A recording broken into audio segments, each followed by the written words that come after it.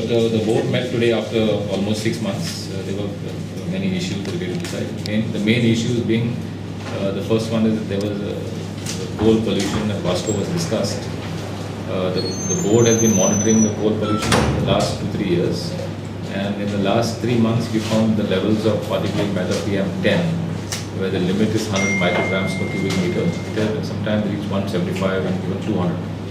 We had issued show cause notices to MPT, to Jindal Southwest Port, as well as to Adani, and they have replied back to us with certain reasons as to why the dust pollution had taken place, coal pollution. We had repeatedly issued direction so far as water sprinkling is concerned on the coal stacks, to have wind-breaking walls, to ensure that the stacks are below the height of the wind-breaking wall. But somehow it has not worked, so what the board has decided now that we will reduce their handling capacity by 25%. That is from February, March and April for 3 months. We will monitor on a week, twice a week, to see the levels of particulate matter 2.5 and particulate matter 10.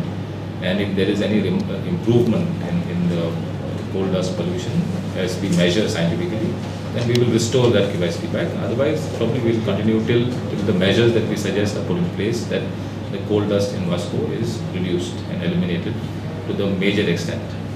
The other issue was regarding the marinas. We were discussed at marinas. The last board meeting, we had made a request to the government of Goa, the Department of Environment, whether they could study the river carrying capacities.